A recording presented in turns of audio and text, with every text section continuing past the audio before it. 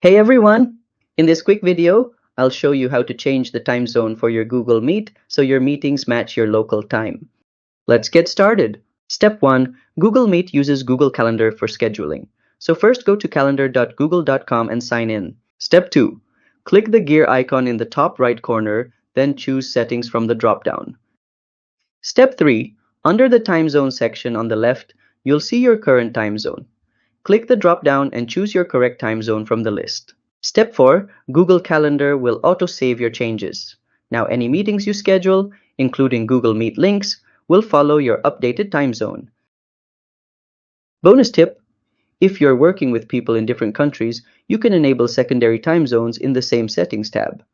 This helps you see both your time and theirs at a glance. And that's it! Now your Google Meet meetings will follow the correct time zone.